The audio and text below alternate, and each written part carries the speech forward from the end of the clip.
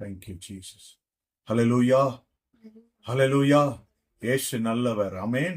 இந்த நாளிலே இந்த ஆண்டவர் நம்மை இந்த 9 மாதமும் கண்மணி போல காத்து நம்மை நடத்தி கொண்டு வந்திருக்கிறார். இந்த மாதத்திலே நம்மை நுழையும்படி கர்த்தர் கிருபை செய்திருக்கிறார்.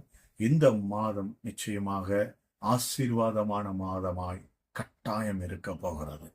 எப்படி என்று சொன்னால், கர்த்தர் இந்த 10வது மாதத்திலே ஒரு அற்புதமான காரியங்களை செய்வார். எப்படி என்று சொன்னால், ஒரு குழந்தை பிறந்து அது வெளியே வருவதற்கு 10 மாதங்கள் ஆகும். ஆண்டவர் இந்த 10வது மாதத்திலே கர்த்தர் உனக்கு இந்த வருடத்தின் தொடக்கத்திலே கொடுத்த எந்த காரியத்தை கர்த்தர் கொடுத்தாரோ அந்த வாக்கு தத்தத்தை கர்த்தர் இந்த 10வது மாதத்திலே ஒரு குழந்தை இந்த உலகத்துக்குள்ளே சந்தோஷமாய் மகிழ்ச்சியோடு கூட இந்த உலகத்துக்குள்ளே வந்தவுடனே அதை சார்ந்தவர்களுக்கு கிடைக்கிற சந்தோஷத்தை கொடுக்கும்படிக்கு வெளியே வருகிறது போல இந்த வாக்கு தத்தங்கள், கர்த்தர் கொடுத்த வாக்கு தத்தங்கள் அது ஜீவனுள்ளதாய் வெளியே வரப்போகிறது. கர்த்தர் அதை ஆசீர்வதித்து கொடுக்க போகிறார். இன்றைக்கு இந்த வார்த்தையிலே கர்த்தர் செயல்படுத்தக்கூடிய காரியங்களை நாம பார்க்க போகிறோம். இந்த மாதத்தின் இந்த 10வது மாதத்தின் வாக்கு தத்தங்களை பார்க்க போகிறோம். 9 மாதமும் கர்த்தர் கூட இருந்து, நீ போ, நான் இருக்கிறேன், நீ போ, உன் பின்னாடியே நான் நிக்கிறேன், உன்னை நடத்துவேன் என்று சொல்லி கர்த்தர் நடத்தினார். இந்த 10வது மாதத்திலே கர்த்தர் உன்னை நடத்த போகிறார். ஹல்லேலூயா. கர்த்தர் இந்த 10வது மாதத்திலே உனக்கு கொடுக்கக்கூடிய வார்த்தைகளை இன்றைக்கு நாம் பார்க்க போகிறோம். சங்கீதம், இன்றைக்கு சங்கீத புஸ்தகத்தை நாம் எடுத்துக்கொள்ளுவோம்.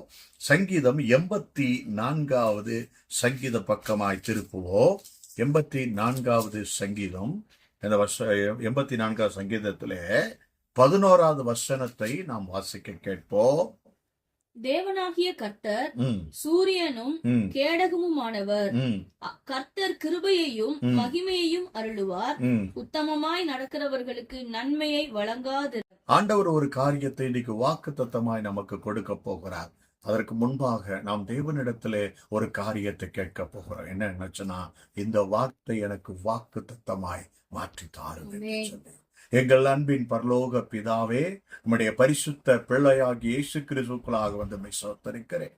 இந்த வார்த்தை உடையதையா, இந்த வார்த்தை ஜீவனுள்ளதாய் மாற்றி தாரும். இந்த வார்த்தையில் இருக்கிற பலன் கடந்து வரட்டும், வல்லமை இறங்கி கிரியை செய்யட்டும். இந்த வார்த்தை ஜீவனுள்ளதாய் இறங்கட்டும். எல்லா தடைகளை உடைத்து கொண்டு உடைய வார்த்தை ஒவ்வொரு ஆத்மாக்குள்ள ஊடுருவி இறங்கட்டும். இந்த வார்த்தையில் மறைந்திருக்கிற பொக்கிஷ சாலைகளை கர்த்தர் திறந்து கொடுக்கும்படிக்கு நாங்கள் ஜெபிக்கிறோம். எல்லா தடைகள் விலகி போவதாக இந்த வார்த்தை உயிர் பெற்று கடந்து போகட்டும். நீ கொடுக்கிற வார்த்தை அநேக ஜனங்களுக்கு பிரயோஜனமுள்ளதாய் மாறட்டும். இன்றைக்கு கர்த்தர் அந்த வார்த்தை ஆசீர்வதித்து தார். உடைய கரத்தில் ஒப்பு கொடுக்கிறேன், இயேசுவின் வல்லமையுள்ள நாமத்தில் பிதாவே. ஆமென், ஆமென், ஆமென். அல்லேலூயா, அல்லேலூயா. இயேசு இந்த நாளிலே நமக்கு கொடுக்கிற காரியம், உத்தமமாய் நடக்கிறவர்களுக்கு கர்த்தர் என்ன செய்யறாரு? நன்மையை வழங்காதிரார். அல்லேலூயா.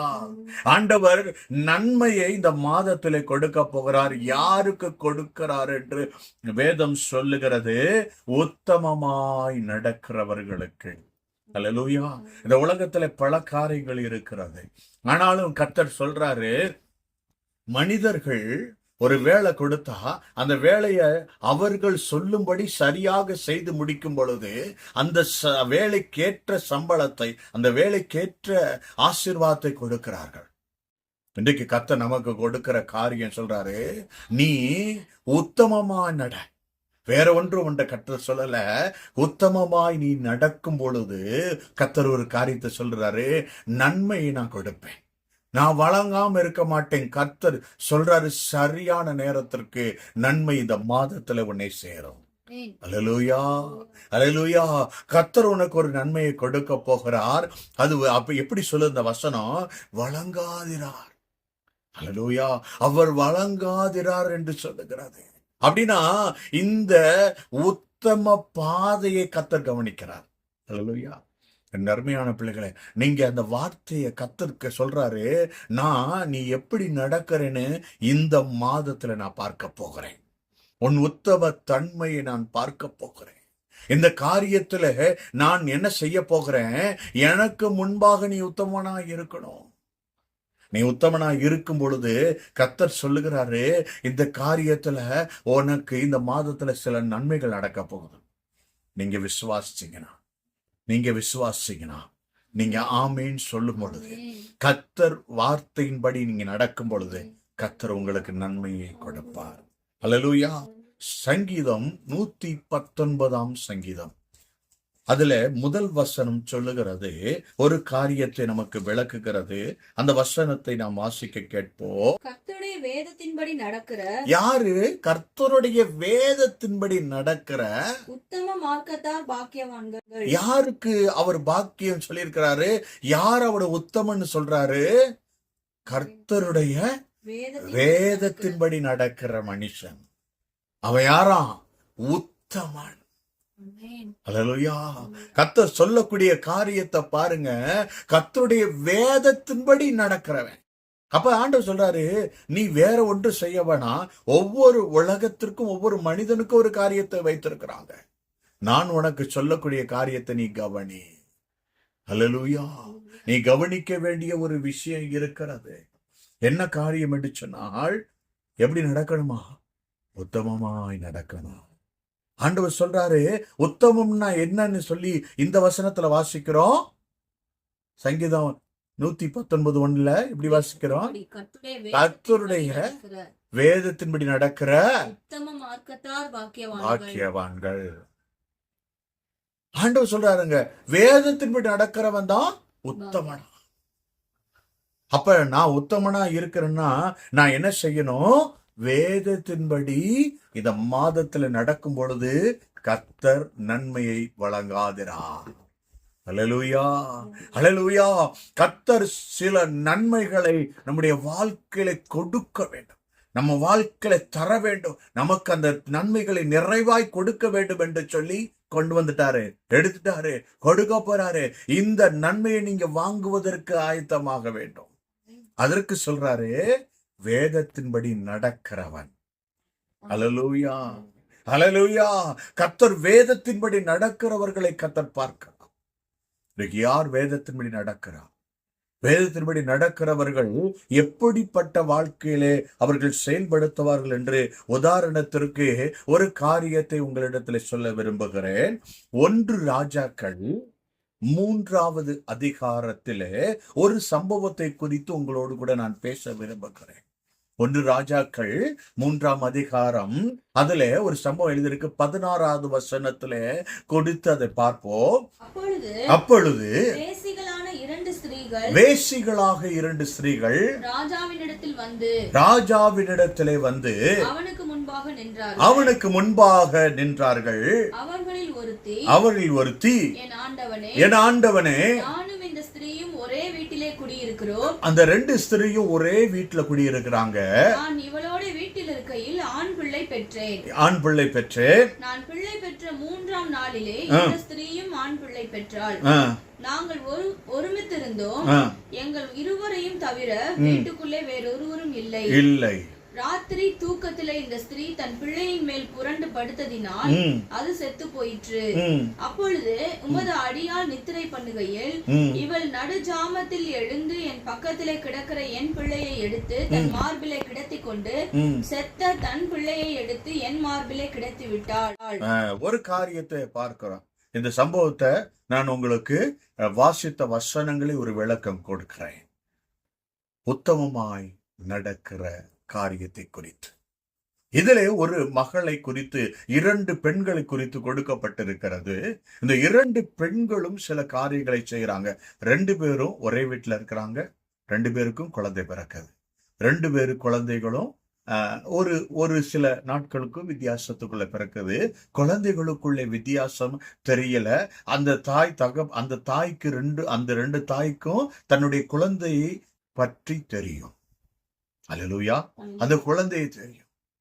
எல்லா தாய்மார்களுக்கும் தெரியும் அந்த குழந்தை என்ன, யாருடைய குழந்தை, என் குழந்தை எப்படி இருக்கும், என் குழந்தையுடைய வாசனை எப்படி இருக்கும், என் குழந்தையுடைய விளையாட்டு எப்படி இருக்கும், என் குழந்தையை குறித்து தெரியும் அந்த தாய்க்கு. இன்றைக்கு பாருங்க, அந்த காரியங்கள் சம்பவிக்கிறதை குறித்து சொல்லப்பட்டிருக்கிறது. ஒரு காரியம் என்னவென்று சொன்னால், அந்த அந்த 2 மகளும் இரவு தூங்குறாங்க. தூங்கும்போது ஒரு காரியம் சம்பவிக்குது. என்னன்னா, அவங்க ஒருத்தர் திரும்பி படுக்கும் பொழுது அந்த குழந்தை மேல படுத்து அது மூச்சு திணறி இறந்து போகிறார்.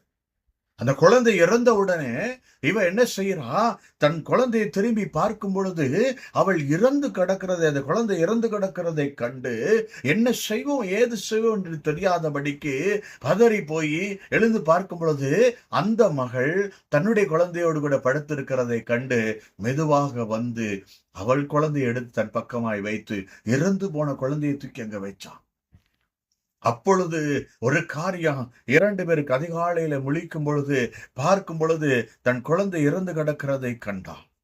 அப்பொழுது தூக்கி உற்று கவனிக்கும் பொழுது, இல்ல இது என் குழந்தை இல்ல, என் குழந்தை இப்படி இருக்காது, இது என்னுடைய குழந்தை கிடையாதுன்னு எழுந்து அந்த குழந்தையை பார்க்கும் பொழுது இவளுடைய குழந்தை அவள் மடியில இருந்ததை கண்டாள். கண்டு இவள் அவளிடத்திலே போராடி ஒன்று மேற்கொள்ள முடியாதபடி தோல்வியை சந்தித்தாள். அப்பொழுது சாலமோன் ராஜாவின் இடத்துல இந்த பிரச்சனைகளை கொண்டு போறாங்க. இது என்ன காரியம், இது எப்படி நடக்கும், இது என்ன செய்யணும் என்று தெரியவில்லை. கொண்டு போகும் பொழுது இவ ஏமாற்ற நினைச்சா, இவ உத்தமமா நடக்கல, இவ ஏமாற்ற நினைச்சா. ஆனா உத்தமனுக்கு கர்த்தர் துணையாயிருப்பார். இந்த இடத்துல சொல்லுது, என் வேத வசனத்தின்படி நடக்கிறவன் உத்தமன் நன்மையை கொடுப்பார். அப்ப இந்த மக கதறி அழுகிறா. கர்த்தரிடத்துல விசாரிக்கும்படிக்கு ஒரு காரியம் நடக்க போகுதுன்னா, கர்த்தர் நிச்சயமா ஒரு பிரச்சனையை நீங்க கர்த்தரிடத்துல கொண்டு போயிட்டீங்கன்னா அதனுடைய விசாரணை சரியான தீர்வை கர்த்தர் கொடுப்பார். இன்னைக்கு உங்களுக்கு பிரச்சனையா, உங்களுக்கு காரியம் எது இருக்கா, முடிவில்லாம இருக்கா, நீங்க ஆண்டவரிடத்தை சொல்லுங்க. இயேசு நல்ல தீர்வை கொண்டு வருவார். அன்றைக்கு அந்த சாலமோன் ராஜாவின் இடத்துல அந்த பிரச்சனைகளை கொண்டு போன உடனே அவர் சொன்னா, நான் இப்படி நடந்தது, என் குழந்தை இதுதான், இது அவ சொல்றா என் குழந்தை இதுதான், இவ சொல்றா என் குழந்தை இதுதான், அவ குழந்தை தான் இறந்து போச்சு. இப்படி ஒரு போராட்டம் அங்க நடந்தது. அப்ப ஒரு காரியம் அங்க என்ன நடக்குதுன்னா, இந்த மகள் தன்னுடைய குழந்தைய மரித்து போனதை குறித்து கவலையற்று கதறி அழுது அங்கு நின்று கொண்டிருக்கிறார். இவ இந்த குழந்தை என்னுடையது, அவ சொல்றா என்னுடையது, இப்படி போராட்டம் நடந்துக்கு இருக்கு. அப்ப அந்த குழந்தையை மரித்து போன தாய் இது என்னுடைய குழந்தை என்று சொல்லி அழுது நடித்து கொண்டிருக்கிறார். சாலமோன் ராஜா ஒரு காரியத்தை சொன்னார். என்னன்னா, ஒரு வாளை எடுத்துட்டு வாங்க, எடுத்துட்டு வந்து இந்த குழந்தைய 2ஆ வெட்டி 2 பேர் கையில கொடுத்துருவோம். அப்படி சொல்லி வாளை எடுக்கும் பொழுது இந்த உயிரோடு இருக்கிற குழந்தையுடைய தாய் அந்த காரியத்தை கண்டு, வேணாம், என் குழந்தை உயிரோடு இருந்தாலும் அவளிடத்துல இருக்கட்டும், அந்த குழந்தையை கொன்று போடாதீங்கன்னு சொன்னான். அந்த குழந்தையை, அந்த மரித்து போன குழந்தையுடைய தாய் என்ன சொன்னா, வெட்டுங்க பரவாயில்லைன்னு சொன்னான். அதை வைத்து அவர் கண்டுபிடித்தார், இது இவளுடைய குழந்தை என்று சொல்லி அந்த குழந்தையை தூக்கி, அந்த உயிரோடு இருக்கிற அந்த குழந்தையை தூக்கி அந்த குழந்தையுடைய தாயின் இடத்துல கொடுத்து, இந்த உத்தமமாய் நடக்கிறவங்க, கர்த்தர் சொல்றாரு, உத்தமமா இருந்தா என்ன சொன்னா, இந்த குழந்தை உயிரோட இருந்தா கூட அது அவட்டே இருக்கட்டும் அவர் சொன்னா. ஆண்டவர் என்ன சொல்றார் தெரியுமா? இது மூலமா நமக்கு யார் விட்டு கொடுக்கிறாங்களோ, யார் இந்த காரியத்தை பரவாயில்ல நீ எடுத்துட்டு போ கொடு என்று சொல்றாங்களோ, அவன் என்ன காரியமா இருக்கான், தனக்கு வர்றதுதான், இது எனக்குள்ள ஆசீர்வாதம் தான், இது என்னுடையதான், ஆனா நல்லா இருக்கட்டும் நினைக்கிறான் பாரு, அதை கர்த்தர் கவனிக்கிறார்.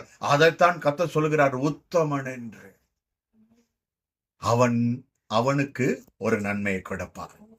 அதனாலதான் அவ குழந்தை திரும்ப வந்தது. கர்த்தர் சொல்றாரு, நீ எதை இழந்திருந்தாலும் கர்த்தருடைய சமூகத்துல நீ உத்தமனா இருந்தேனா, உண்மை தன்மையை கர்த்தர் பார்த்து அதை கொண்டு வந்து திரும்ப உன் கைவசமாய் கொடுப்பார்.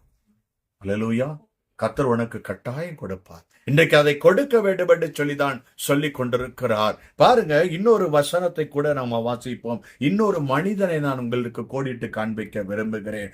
தானியேல் எழுதின புஸ்தகம் 6ஆம் அதிகாரத்திலே தானியேல் பாபிலோனுக்கு அடிமைப்பட்டு கொண்டு போகப்பட்டான். ஆனா அவன் வாழ்க்கையில் நடந்த காரியம், ஆனா கர்த்தர் என்னை கவனிக்கிறார். நான் அந்த தேசத்திலே நான் அடிமையாய் கொண்டு போகப்பட்டேன், ஆனாலும் கர்த்தர் என்னோடு கூட இருக்கிறார். கர்த்தர் என்னை கவனிக்கிறார். நான் கர்த்தருக்கு முன்பாக நான் உண்மையாய் இருக்க வேண்டும் என்று சொல்லி அவர் நினைத்தார். இன்னைக்கு நீங்க கர்த்தருக்கு முன்பாக நீங்க என்ன செய்ய போறீங்கன்றதை கர்த்தர் கவனிப்பார். தானியேல் என்ன செய்தார் தெரியுமா? எந்த சட்டம் வந்தாலும், எந்த காரியம் வந்தாலும் உத்தமமாய் நடக்கிறவனுக்கு அடையாளம் என்ன தெரியுமா? இந்த தானியேல் எப்பொழுதும் போல, தானியேல் 6ஆம் அதிகாரம் 10ஆம் வசனத்தில் சொல்லப்பட்டிருக்கிறது, அவன் தினந்தோறும் எப்படி ஜெபிப்பானோ அப்படி ஜெபிக்கிறதற்கு அவன் கடந்து சென்றானா. அவன் உத்தம தன்மையை கர்த்தர் பார்த்தான். அவன் சிங்க கெபியிலே போடப்படும் பொழுது அவனை காப்பாற்றுவதற்கு கர்த்தர் ஒரு நன்மை செய்வார் என்று அவன் நம்பி இருந்தபடினாலே கர்த்தர் அவனுக்கு நன்மை செய்தார். என்ன செஞ்சார் தெரியுமா? எது அவனை கர்ச்சிக்கிறது, பிடுங்கி போகிறது, கொன்று போகிற தன்மை உடையதா இருக்கிறதோ அதன் வாயை கர்த்தர் கட்டி போட்டார். இன்னைக்கு உனக்கு விரோதமா சில வாய்கள் திறந்திருக்கா? உனக்கு விரோதமா சில பேர் உன்னை கொல்லக்கூடிய வார்த்தைகள், உன் இருதயத்தை அழிக்கக்கூடிய வார்த்தைகள் கொடுக்கிறவர்கள் இருக்கிறார்களா? உன்னை கெடுக்க வேண்டும் என்று நினைக்கிறார்களா? கவலைப்படாதீங்க. கர்த்தர் சொல்றாரு, இன்றைக்கு அந்த சிங்கத்தின் வாயை நான் கட்டப் போகிறேன். ஆமென். கர்த்தர் இன்றைக்கு அந்த சிங்கத்தின் வாயை கட்டி ஒன்றுமில்லாமல் போட போகிறேன் என்று சொல்லுகிறார். உன் உத்தமத்தை கர்த்தர் கவனிப்பார் என்று சொல்றாங்க. அவன் தானியேல் முன்பு இருந்தது போல அல்ல. அவன் ஏதாவது மாற்றினானா, அது அப்படி செஞ்சானா இப்படி செஞ்சானான்னு அவன் இடத்துக்கு தந்தாப்புல, சூழ்நிலைக்கு தந்தாப்புல மாறல. கர்த்தர் உன்னை ஒரு இடத்துக்கு மாத்தி இருக்கிறாரா, வேற இடத்துக்கு கொண்டு வந்திருக்கிறாரா? நீ கவனமா இருக்கணும். என்ன தெரியுமா? உன் வீட்டுல நீ எப்படி, தேவாலயத்துல நீ எப்படி உத்தம தன்மையா இருக்கியோ, எப்படி ஜெபிக்கிறவனா காணப்படுறியோ, நீ அப்படியே இருந்தேனா கர்த்தர் சொல்றாரு, எத்தனை சிங்கம் வந்தாலும் நான் உன்னை விடுவிக்க இறங்கி வருவேன். ஹல்லேலூயா. என்னுடைய தூதர்கள் இறங்கி வருவார்கள். அத்தனை நெருக்கங்களும் கண்ணீர்களும் சூழ்நிலைகளும் உன்னிடத்தில் கடந்து வரலாம். ஆனா உன்னை காப்பாற்றுகிற இயேசு கட்டாயம் உன்னிடத்தில் கடந்து வருவார். ஹல்லேலூயா. ஏனென்று சொன்னால் நீ உத்தமமா நடக்கிறத கர்த்தர் கவனிக்கிறார். நீ உத்தமமா இருக்கிறாயா என்று கர்த்தர் பார்க்கிறார். இந்த மாதத்துல நிச்சயமாக தானியேல் பாருங்க, கர்த்தருடைய காரியத்துல வேத வசனத்தின்படி நடந்தான். எப்படி? அவன் 3 வேளை ஜெபித்தான். 3 வேளையும் அவன் தினந்தோறும் தேவாலயத்தை நோக்கி ஜெபித்து கொண்டே இருந்தான். நீ எப்பொழுதும் ஜெபிக்கிற, ஆரம்பத்துல ரட்சிக்கப்பட்ட பொழுது நீ எப்படி ஜெபிச்சியோ அப்படி இந்த மாதத்துல நீ ஒரு நன்மையை பெற்றுக்கொள்வதற்கு தினந்தோறும் நீ ஜெபிக்க ஆரம்பி. கர்த்தர் உனக்கு நன்மையை கட்டாயம் கொடுப்பார். அவர் சொல்லிட்டாரு, நான் வழங்காதிருப்பேனோ, கட்டாயம் கொடுப்பார். வேத வசனத்தின்படி நடக்கிற உங்களுக்கு கர்த்தர் சொல்கிறார், உங்க எல்லாருக்கும் கர்த்தர் சொல்லுகிறாரு. இன்னைக்கு உங்களிடத்துல கர்த்தர் சொல்றாரு, கட்டாயம் நீ நன்மையை பெற்றுக்கொள்வாய். அல்லேலூயா, அல்லேலூயா. கர்த்தர் கட்டாயம் அதை கொடுப்பார். இன்னொரு வசனத்தை கூட பார்ப்போம். 3வது ஒரு மனிதனை குறித்து நான் உங்களிடத்துல சொல்லுகிறேன். அன்றைக்கு அவ என்ன செஞ்சா, இன்னொரு மகளுடைய குழந்தையை எடுத்துக்கொண்டு தன்னுடைய நீதியை அழிச்சான். வசனத்தின்படி நடக்கல, தன்னிடத்துல போயிருச்சு. ஆனா மற்றவங்களிடத்துல அபகரிக்க நினைச்சா, ஆனா அது நடக்கல. ஒருத்தவ உத்தமமா நடந்தா அவளிடத்துல நன்மை திரும்ப வந்தது, குழந்தை. 2வது, இங்கே தானியேல் எப்பொழுதும் போல ஜெபித்தான். அவன் தேவன் எந்த சூழ்நிலை வந்தாலும் தேவன் கொடுக்கிற காரியத்தை நான் மீறி நடக்க மாட்டேன் என்று சொன்னான். அவனுக்கு கர்த்தர் எல்லா பாதுகாப்பையும் கொடுத்து சிங்க கெபியில இருந்து அவனை தப்புவித்தார். இன்றைக்கு ஆண்டவர் சொல்றாரு இன்னொரு மனிதனை குறித்து. யோசுவா 14வது அதிகாரம் 14வது வசனத்தை நாம் வாசிக்க கேட்போம். இந்த யோசுவாவின் காரியத்துல, இந்த யோசுவா சொல்லக்கூடிய, அந்த யோசுவாவில் உள்ள சொல்லக்கூடிய அந்த மனிதனை குறித்து இன்னைக்கு சில காரியங்களை பார்ப்போம். வாசிங்க அந்த வசனத்தை. 14:14. ஆதலால் கேனாசியனான எப்புனேயின் குமாரனாகிய காலேப், கேனாசியனாகிய எப்பினேயின் குமாரனாகிய காலேப். இன்னைக்கு யாரை குறித்து பார்க்க போறோம்னா, இந்த யோசுவால காலேபை குறித்து பார்க்க போகிறோம். இந்த காலேபு அன்றைக்கு மோசே இந்த தேசத்தை வேவு பார்க்க அனுப்பும் பொழுது யார் யார் போனானா, இந்த யோசுவாவும் காலேபும் போனாங்க. அந்த காலேபை குறித்து இங்க சொல்லப்பட்டிருக்கிறது. வாசிங்க அந்த வசனத்தை. காலேப் இஸ்ரவேலின் தேவனாகிய கர்த்தரை உத்தமமாய் பின்பற்றினபடியினால். அவன் எப்படிப்பட்டவனா இருந்தான், எப்படி அவரை ஃபாலோ பண்றதுல அவனை பார்த்தோம். அந்த மகள் தன்னிடத்திலிருந்து ஒரு காரியம் இழந்தவுடனே, இழந்ததுல என்ன செஞ்சா, அது அங்க இருந்தாலும் நன்மையா இருக்கட்டும் நினைச்சதுனால கர்த்தர் அந்த நன்மையை தூக்கி கொடுத்தாரு. தானியேல் சட்டங்களும் சூழ்நிலைகளும் எதிராக இருந்த பொழுது கர்த்தருக்கு முன்பாக நான் உண்மையாக எப்பொழுது ஜெபிக்கிற ஜெபத்தை நான் ஏறெடுப்பேன், ஆதியிலே நான் எப்படி தேவனோடு இருந்தனோ அப்படி திரும்பவும் இருப்பேன்னு இருந்ததுனால, எந்த சூழ்நிலை மாறினாலும் நீங்க கர்த்தரோட இருக்கிற அந்த நடக்கையை மாத்தாதீங்க. மாத்தாம இருந்தீங்கன்னா கர்த்தர் உங்களுக்கு விரோதமாய் எழுந்து வருகிற சிங்கத்தின் வாய்களை, எதிராக இருக்கிற கொல்லக்கூடிய, உங்களை தின்ன வேண்டும் என்று, உங்களை அழிக்க வேண்டும் என்று உங்களை நினைக்கிற கிரியைகளை எல்லாவற்றையும் அழித்து கர்த்தர் ஒரு பெரிய வெற்றி உங்க கைவசமாய் கொடுப்பார். கர்த்தர் சொல்றாரு, இந்த காலேபு செய்த காரியம் என்ன தெரியுமா? உத்தமமாய் கர்த்தரை பின்பற்றணும். எப்படி போகணும், கர்த்தருடைய வழியில நான் எப்படி இருக்கணும்னு தேடி போனான். தேடி போனவனுக்கு என்ன கொடுத்தார் தெரியுமா? தேசத்தை கர்த்தர் கொடுத்தார் அவனுக்கு. அல்லேலூயா. இன்னைக்கு கர்த்தர் உங்ககிட்ட சொல்றாரு, நீ உத்தமமா என்ன எப்படி ஏசப்பாட்ட போலாம், எப்படி ஏசப்பா கிட்ட நெருங்கலாம், எந்த வழியில போலாம்? உபவாசித்து போலாம், ஜெபம் பண்ணா போலாம். அதிகாலையில கர்த்தர் சொல்றாரு, அதிகாலையில என்னை தேடுகிறவன் கண்டடைவான். அப்ப நீ எப்படி அதிகாலையில தேடினா நீ தேவனை கண்டடைவாய், இயேசுவை சந்திப்பாய். இயேசு சொல்றாரு, நீ அதிகாலையில என்னை தேடணும். அப்ப அந்த வழியில எப்படி போய் இயேசுவை சந்திக்கலாம், எப்படி போய் சந்திக்கலாம், எந்த வழியா கர்த்தரிடத்துல போய் நெருங்கலாம்? நான் உபவாசித்து என்னை ஒடுக்கி என் சூழ்நிலைகளை மாற்றி என்னுடைய எல்லா நீங்க உபவாசம் பண்ணும் பொழுது கர்த்தரை உங்ககிட்ட கொண்டு வர முடியாது. ஆனா நீங்க உபவாசம் பண்ணா உங்களை கர்த்தர்கிட்ட கொண்டு போகலாம், உடன் வாசம் பண்ணலாம், தேவனோடு கூட. நீங்க உபவாசத்தினால கர்த்தரை திருப்பிடலாம்னு நினைக்க கூடாது. ஆனா நீங்க உபவாசித்து ஜெபிக்கும் பொழுது கர்த்தர் உங்கள் பக்கமாய் திருப்புவா. அல்லேலூயா, அல்லேலூயா. இன்றைக்கு கர்த்தர் உங்க கூட இருக்கணும்னு விரும்புறாரு. ஆண்டவர் சொல்றாரு, இந்த காலேப்பு நீ எப்படி உத்தமமாய் கர்த்தரை பின்பற்றணும்னு நினைச்சான். அப்படின்னா நான் எதுல தப்பா இருக்கணும் அதை சரிப்படுத்தி கொண்டு, நான் என் வழியை சுத்தப்படுத்தி கொண்டு கர்த்தரை தேடுவேன். இருதயத்தில் சுத்தமுள்ளவன் பாக்கியவான். அவன் என்ன செய்வான்? தேவனை தரிசிப்பான். அப்போ உன் இருதயம் சுத்தமாயிருச்சுன்னா நீ கர்த்தரை கட்டாயம் தரிசிப்ப. அல்லேலூயா. நீ தரிசிக்க வேண்டும் என்று தேவன் விரும்புகிறார். நீ அவர் கிட்ட வர வேண்டும். பாருங்க, காலேப்பு ஒரு தேசத்தை, ஒரு பட்டணத்தை சுதந்திரித்துக் கொள்ளணும். அப்படின்னா நான் தங்கியிருக்கிற இடத்தை, நான் எந்த இடத்துல தேவன் எனக்கு கொடுக்க வேண்டும் என்று தீர்மானித்தாரோ அந்த இடத்தை நான் சுதந்திரமாய் அடைய வேண்டும் என்று சொன்னார். தேசத்தை எனக்கு கர்த்தர் கொடுக்க வேண்டும் என்று விரும்புகிறார். அப்படின்னா நான் எது நல்வழி என்பதை தேடி போகணும். ஆண்டவர் சொல்றார், இயேசு கிறிஸ்து, நானே வழியும் சத்தியும் ஜீவனுமாய் இருக்கிறேன். ஒருவன் என் வழியாய் பிரவேசித்தால் நல்மேய்ச்சலை கண்டடைவான். ஆமே. நல்மேய்ச்சலை நீங்க பார்க்கணும், நல்மேய்ச்சலை நீங்க அடையணும். இயேசு உங்களுக்கு நல்மேய்ச்சலை கொடுக்க வேண்டும் என்று விரும்புகிறார். அல்லேலூயா. கர்த்தர் இன்றைக்கு நல்மேய்ச்சலை கொடுக்க வேண்டும் என்று சொல்லுகிறார். அவன் கர்த்தர் உத்தமமாய் நடக்கிறவர்கள் தேசத்தை சுதந்திரிப்பார்கள். தேசத்தை கர்த்தர் அவருக்கு கொடுப்பார். இன்னைக்கு நீ நல்ல கர்த்தருடைய வழியை பிடிச்சுக்கணும், நல்ல பாதையில போகணும், நீ தீர்மானம் பண்ணி பிடித்து போனேனா கர்த்தர் தேசங்களை கொடுப்பார். அல்லேலூயா.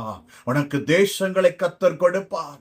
நான் வெளிநாட்டுல இருக்கேங்க, நான் இந்த பட்டணத்துல இருக்கேங்க, நான் இந்த இடத்துல என்ன வாழ்க்கைப்பட்டு வந்திருக்கிறேங்க, நான் வாழ வந்திருக்கேன், எனக்கிட்ட ஒண்ணுமே இல்லை, எனக்கு எதுவுமே கிடைக்கல, எனக்கு யாருமே எந்த நன்மையும் தரமாட்டாங்க, எந்த நன்மையை பெற்றுக்கொள்ளக்கூடிய பொருளாதாரம் இல்ல, கஷ்டப்படுறேன் நீங்க நினைச்சீங்கன்னா ஒண்ணும் செய்ய வேணாம். நீங்க தகுதியுள்ளவர்களா என்பதை கர்த்தர் சொல்றாரு. என்ன உத்தமனா இருந்தேனா, என்ன ஃபாலோ பண்ணேனா, நான் தேசத்தை உனக்கு கொடுப்பேன் என்று கர்த்தர் சொல்லுகிறார். ஹல்லேலூயா. தேசத்தை உனக்கு கொடுப்பேன் என்று கர்த்தர் சொல்லுகிறார். தேசத்தில் வாழ்ந்து சுகமாய் இருக்கும்படிக்கு கர்த்தர் அந்த தேசத்தை உனக்கு ஆசீர்வாதமாய் மாற்றி கொடுப்பார். ஹல்லேலூயா. நீதிமொழிகள் 2ஆம் அதிகாரத்திலே 7வது வசனத்திலே ஒரு காரியம் கொடுக்கப்பட்டிருக்கிறது. நீதிமொழிகள் 2ஆம் அதிகாரம் 7வது வசனத்தை நாம் வாசிக்க கேட்போம். அவர் நீதிமான்களுக்கென்று மெய் ஞானத்தை வைத்திருக்கிறார், உத்தமமாய் நடக்கிறவர்களுக்கு அவர் கேடகமாய் இருக்கிறார். ஹல்லேலூயா. நீ உத்தமமாய் இருந்தேனா, இந்த மாதத்துல கேடகம் வருது. கேடகம் வருது. இந்த கேடகம் எங்க இருக்கும்? உனக்கு ஒரு யுத்தம் நடக்குதுன்னா, யுத்த காலத்துல பாத்தீங்கன்னா ஒரு வட்டமா ஒண்ணு இருக்கும், பின்னாடி பிடிக்கிறது போல. எதிராளி உன்னை ஈட்டி வைத்து குத்துறான், இல்ல கத்திய வைத்து வெட்டுறான். அப்படி ஒரு காரியம் வரும்பொழுது இந்த கேடகத்தை வைத்து தடுக்கலாம். நாங்க எங்கெங்க சண்டை போட போறோம் அப்படின்னு நீங்க சொல்லலாம். நாங்க போய் சண்டை போடுற இடத்துலயே கேடகத்தை நிக்க போறோம்? உன் எதிராளியாகிய சத்துருவாகிய பிசாசானவன் ஏதாவது ஒரு மனிதரை உனக்கு விரோதமாக ஏவி அவர்கள் அனுப்புகிற வார்த்தைகள் உன் இருதயத்தை, உன் ஆத்மாவை கிழிக்கிறதாய், உன்னை துக்கப்படுத்துகிறதாய் வரலாம். இன்னைக்கு ஆண்டவர் சொல்றாரு, அது உன் மரணத்தை கூட உனக்கு சம்பவிக்க கூடதா வரலாம். ஆனா கர்த்தர் சொல்றாரு, நான் உனக்கு கேடகம் அளித்தேன், என்ன பிடிச்சுக்க, என்ன கேடகம் போல பிடிச்சு நில்லு, ஒரு வார்த்தை உன்னை சேதப்படுத்த. சங்கீதம் 91 சொல்லப்பட்டிருக்கிறது, இரவிலே உண்டாகும் பயங்கரத்திற்கும் பகல்ல பறந்து வருகிற அம்புக்கும் மத்தியானத்தில் பாழாக்கு சங்காரத்திற்கும் அப்படி பயப்படாம நீ பயப்படாம இருப்ப. ஏன்னா இந்த கேடகத்தை, விசுவாசம் என்னும் கேடகத்தை நீ பிடிச்சு நிற்கும் பொழுது, கர்த்தரை கரங்களை பிடித்து போய் நிற்கும் பொழுது, அவருடைய கைய பிடிச்சுக்கிட்டேனா, கர்த்தர் சொல்றாரு, என் கைய பிடிச்சவன் விழுந்தத சரித்திரம் இல்ல, உன் சரித்திரத்திலே நான் கேடகமா நிற்பேன், உன்னை தூக்கி நடத்துவேன் என்று கர்த்தர் சொல்லுகிறார். ஹல்லேலூயா. ஹல்லேலூயா. கர்த்தர் உன்னை தூக்கி நிறுத்த வல்லவர். அதே நீதிமொழிகள்ல நீதிமொழிகள் 10ஆம் அதிகாரத்துல 9வது வசனத்துல நீதிமான இந்த காரியத்தை குறித்து நம்ம சொல்லும்போது உத்தமனுக்கு என்ன சொல்லப்படுது? வாசிங்க. உத்தமமாய் நடக்கிறவன் பத்திரமாய் நடக்கிறான். எப்படி போயிட்டு இருக்கானா? பத்திரமாய் நடக்கிறான். நான் உத்தமனா மாறினா என்னங்க அர்த்தம்? கேடகத்தை நீ பிடிச்சு நிக்கிறேன்னு அர்த்தம். இந்த வசனம் சொல்லுது, நீ பத்திரமா தான் இருக்க. நீ பத்திரமா தான் இருக்க. பத்திரத்தை எங்கெங்க வைப்பீங்க? சேஃபா, யாரு தொடாத இடத்துல, பாதுகாப்பான இடத்துல தானே பத்திரம் வைக்கப்படும். இன்னைக்கு கர்த்தர் சொல்றாரு, இந்த பத்திரம் நான் உன்னே சொல்றேன், உன்னதான் மகளே சொல்றேன், உன்னை பத்திரமா வைப்பேன். அவன் எப்படி நடக்கிறானா? உத்தமமா இருக்கிறவன் பத்திரமா இருக்கான், நடந்து போறான், ஒன்றும் உங்களை சேதப்படுத்தாது. அப்படின்னா கர்த்தர் இன்னைக்கு சொல்லக்கூடிய காரியம், நான் நன்மை கொடுக்க போறேன். இந்த மாதத்துல அநேக நன்மைகளை நீங்க பார்க்க போறீங்க. அநேக நன்மைகள். 10வது மாதம் நன்மை பிறக்கிற மாதம், நன்மை கொடுக்க போகிறார்.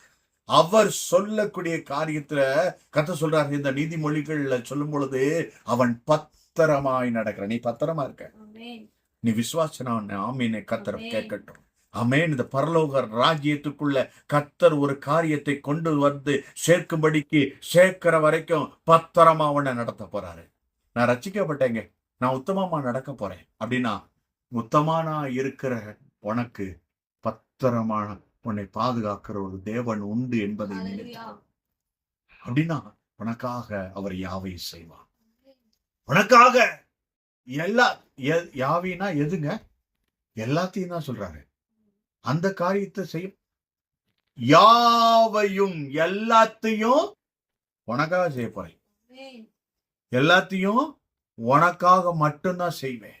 எல்லாத்தையும். ஏன்னா நீ உத்தமமா என்னை பின்பற்றுகிறதுனால கர்த்தர் எனக்காக யாவை செய்து முடிப்பார்னு நீ நம்புறேல. நீ நம்புறதுனால கர்த்தர் சொல்ற, உனக்காக தான் இதை செய்ய போறேன், உனக்காக மட்டும்தான் நான் நன்மையை கொடுப்பேன் என்று கர்த்தர் சொல்கிறார். உனக்காக உன் குடும்பத்தை ஆசிரிப்பார், உனக்காக உன் கணவரை ஆசிரிப்பார், உனக்காக உன் பிள்ளை ஆசிரிப்பார், உனக்காக உன் தகப்பனை ஆசிரிப்பார், உனக்காக உன் கணவரை ஆசிரிப்பார், உனக்காக உன் மனைவி ஆசிரிப்பார். உன் நிமித்தம் உன் தேசமே ஆசீர்வாதத்தை சுதந்திரித்துக் கொள்ள போகிறது. உத்தமமாய் நடந்து பாரு, கர்த்தர் உன்னோடு கூட இருப்பார். அல்லேலூயா. உத்தமாய் நடக்கிற உங்க எல்லாருக்காகவும் கர்த்தர் சொல்றாரு, நான் நன்மையை வைத்திருக்கிறேன். இந்த மாதத்துல யாரெல்லாம் அப்படி நடக்கிறாங்களோ, என்னை பின்பற்றுகிறார்களோ, ஜெபிக்கிறவர்களா இருக்கிறார்களோ, விட்டு கொடுத்து போகிறார்களோ, அவர்களுக்கு நான் நன்மையை கொடுக்க போகிறேன். அல்லேலூயா. நாம் எல்லாரும் ஜெபிக்கலாம். கர்த்தர் உங்களுக்கு ஒரு நன்மையை கொடுத்து உங்களை ஆசீர்வதித்து வழி நடத்த போகிறார். இதனால நாமே அவர் கண்களை மூடி, எங்கள் அன்பின் பரலோக பிதாவே, இந்த 9 மாதமும் கண்மணி போல நடத்தி வந்து இந்த 10வது மாதத்துல ஆண்டவரே நீர் எங்களுக்கு ஒரு நன்மையை கொடுப்பேன்னு சொல்லியிருக்கீங்க. நாங்க நம்புறோம். யாருக்கு கொடுப்பீங்கன்னா, உத்தமமாய் நடக்கிறவனுக்கு நன்மையை கொடுப்பேன்னு சொல்லியிருக்கீங்க. ஆண்டவரே, உத்தமமாய் நடக்கிற அனுபவம்னா என்ன? என்னுடைய வேத வசனத்தின் நடக்கிறவன் உத்தமமா நடப்பா.